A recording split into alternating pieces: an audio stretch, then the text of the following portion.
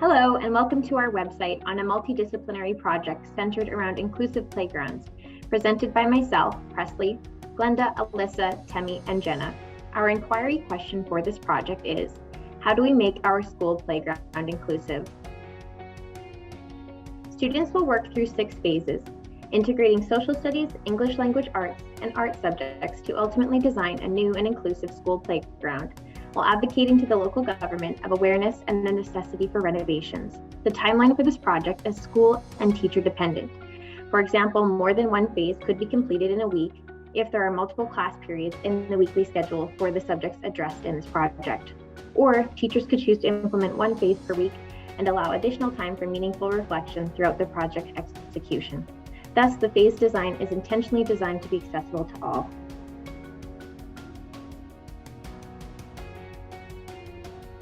Our website is the foundation of a multidisciplinary project, as students are asked to use the disciplines of social studies, English language arts, and art together to reach one end goal and ultimately try to solve the overarching problem of not having a playground that can include all students. These disciplines will work alongside one another and encourage students to become more equipped to recognize bias, use critical thinking skills, be able to tolerate and work through problems that may arise, and appreciate ethical concerns. These disciplines specifically provide students with the knowledge required to implement change in a professional manner. This includes the need to be an active citizen, the need to practice skillful writing, and the need to bring about visuals for added support through art.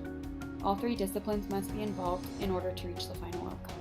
During this process, students will be following an engineering design framework to ask, imagine, plan, create, test, and improve their work. Our project is authentic in nature and encourages students to inquire, explore, and collaborate with peers about a real-world issue that directly affects many of the students in our very own community.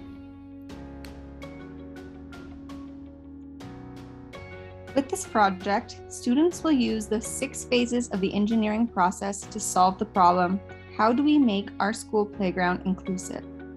Using a multidisciplinary approach, students will address the lack of accessibility in school parks, affecting the students with special education needs. A majority of Canadian school parks do not follow the universal design, highlighting a real-world issue that, according to Bill C-81, an act to ensure a barrier-free Canada, makes this a government problem. We aim to take this real-world problem and tie it into the school curriculum within Grade 6 program of studies. Through social, English, and art, students focus on the dynamic relationship between government and citizens, writing conventions, and global awareness through original art composition. Through this project, both teachers and students will learn the value in collaborating disciplines to achieve deeper foundational knowledge of the program of studies, how and when to use the new skills learned, integration of discipline abilities, recognition of the social and personal implications of inclusivity issues, and acknowledgement of the role and feelings, interests, and values of all within their community, as according to CIRC.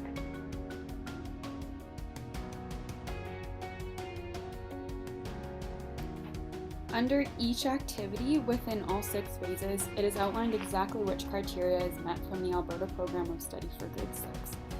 In Phase 1, asking, students will be introduced to the problem.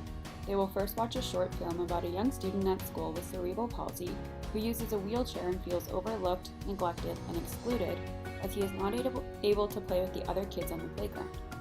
Students will then ask questions, brainstorm, and reflect on the themes of this video. Next, they will be given a blank piece of paper and asked one simple question: draw your ideal playground. Through this, students will begin to develop ideas about how their own playground could look different to include more kids. In social studies, they will discuss and explore the different levels of government and learn what sets a municipal or local government apart from the federal and provincial. Students should conclude that the letter they will write to address the concerns of the playground will be sent to their municipal government. In Phase 2, teams are asked to watch videos on types of governments and imagine the power that drives the change in each scenario. They are also invited to watch a clip on an inclusive playground and collect various pictures of inclusive playgrounds to create a collage of what jumps out at them. Drawing on these experiences, the students are encouraged to put themselves in the shoes of students who are excluded from the current playgrounds and envision the upgrades they will make to make our playground more inclusive. Although the imagining phase focuses on brainstorming ideas, the stated approach allows them to do so with empathy without neglecting the program of studies connection to other disciplines. Using tools such as the types of government compare and contrast worksheet, survey question creations, and collage making, the children will get a chance to have formative assessment and teacher feedback on what they're learning so far.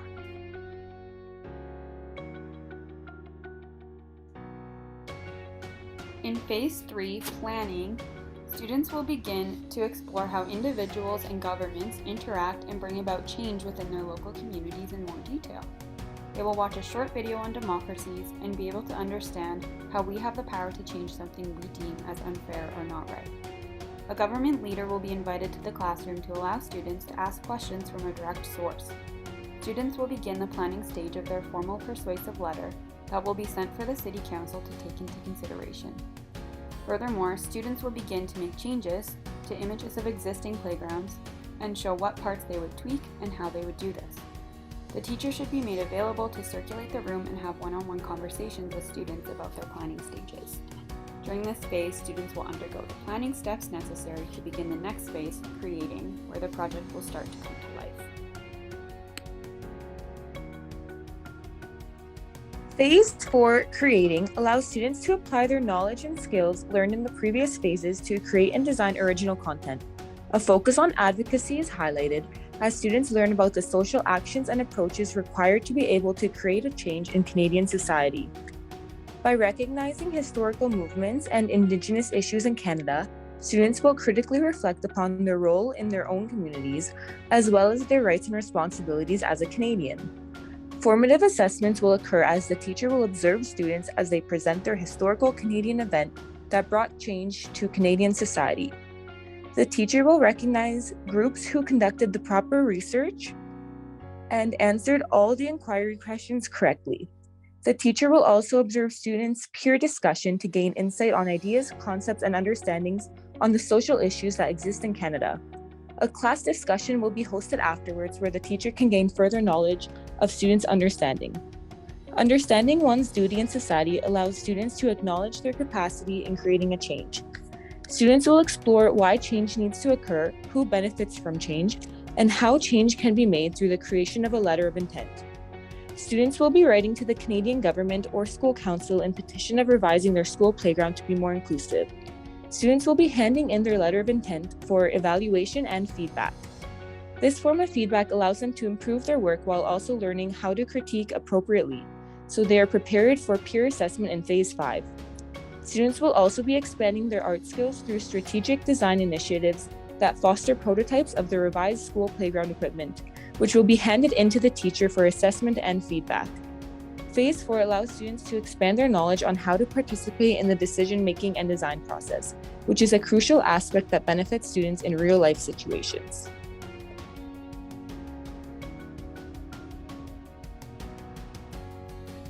In Phase 5, students will be working on the testing portion of this process. In this version of testing, students will be relying on the formative assessment method of feedback from their peers and local advocates to improve their work done in the previous phases. Through in-school canvassing, students will test their theory on becoming effective citizen participators while gathering data to use to support their problem. Through peer evaluation, they will test the professionalism of the letter, and through on-site evaluation, they will assess their images to see if anything is missing. This form of formative assessment allows students to receive and offer critique and provide feedback, a valuable lifelong skill needed in self-directed learning. This method has been proven to enhance student learning through more responsibility, ownership, and engagement. In Phase 6, students will take the feedback they collected in Phase 5 and improve their work in final versions. Allowing students to improve their work based on the feedback received in Phase 5 enables them to utilize formative feedback before summative assessment is used to enhance their learning.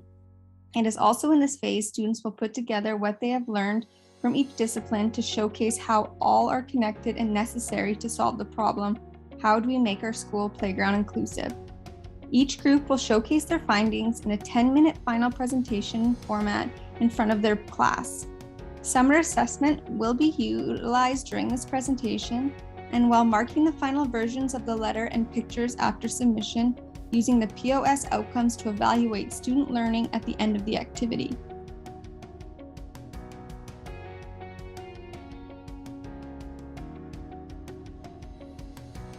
Here's a visual poster that outlines our rationale, phases, differentiation approach, and assessment strategies.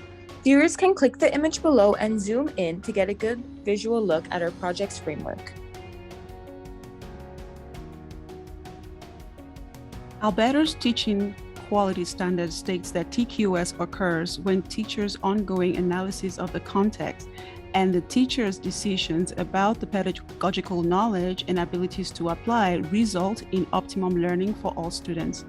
The analysis of the context means that in addition to the pedagogical knowledge like program of studies, assessment, differentiation, and other tools teachers use, teachers have to bring real-life applicability to what is taught in the classroom. This real-life applicability promotes engagement, it deepens the students' understanding of the content, and it helps them see how what they study in the class is meaningful to the real world, resulting in optimum learning for all students. For this reason, we created an inquiry-based unit with the following objectives. The first objective is that students understand the responsibilities of citizens in a democratic society to bring about social change. This objective aligns with the Grade 6 Social Studies program of studies, which introduces students to how citizens participate in decision-making. The second objective identifies the components and the benefits of persuasive letter writing, and this is reflected in the task where the students write a request for funding for their inquiry using the skills they've learned. This objective aligns with Grade 6 English Language Art Outcome 2.3, which allows students to create original text, and which also requires them to determine the purpose and the audience and choose the apt formats to communicate their ideas. The third objective for the student is to become aware of their privilege as able-bodied and understand the inequity of the school playground and what it means for a playground to be inclusive. This objective aligns with social studies since it allows the students to propose and apply new ideas, strategies, options, and supported with facts and reasons to contribute to problem solving. The fourth objective is to learn the role of art as the medium to communicate idea across disciplines. This aligns with the component 10 of the art program of studies because it asks the students to develop themes, subject matters, emphasizing global awareness based on the lack of inclusive playgrounds for people with disabilities. Lastly, the objective to adopt an engineering design mindset to problem solving across disciplines. This objective supports the students' effort across disciplines to organize, develop ideas, and solve complex problems.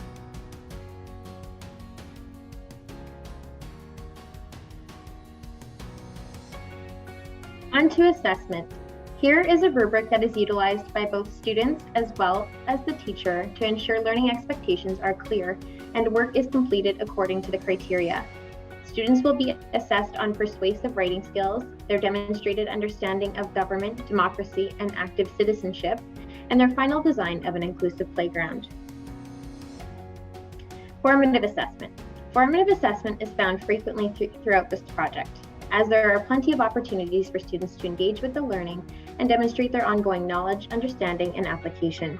The four main strategies to formative assessment noted here include KWL charts, for which students will initially complete the K column to indicate what they already know about the topic, and the W column for what they want to learn about the topic, before revisiting the final L column at the end of this project to know what they have learned throughout this experience. In phase 2 of the project, students will create surveys for a local inclusivity advocacy group to gather valuable feedback to integrate into their projects. How they design these surveys and how they use the information gathered are forms of formative assessment. Students are also responsible for maintaining artifact portfolios throughout the project. which will demonstrate their understanding of the topic through an intentional collection of resources and why they found them useful. Lastly, whole class discussions are frequently held throughout this project to discuss, ask, answer, and reflect. These discussions and observations made by the teacher act as valuable formative assessment tools. Summative assessment. The summative assessment for this project consists of a persuasive letter to the local government, which may be delivered in written, oral, or video form so long as it follows the formal structure of a letter, and a proposed design drawing of an inclusive playground. Students will use the rubric mentioned earlier at the top of this page to guide themselves through this project in anticipation of final submission. Though not graded, students will also give final presentations on their design and letter to share with and learn from their peers.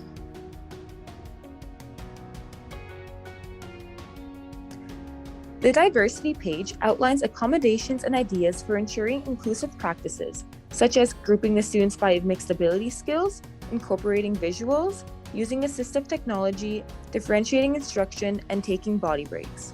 This project supports English language learners through the use of visuals, subtitles, and using translation dictionaries.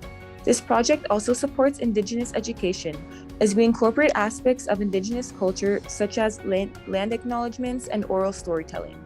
We also list possible extensions and approaches that can take this project further.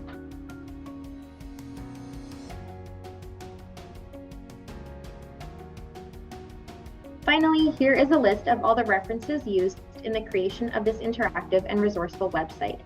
Thank you very much for watching, and we hope you will try this project in your classroom someday too.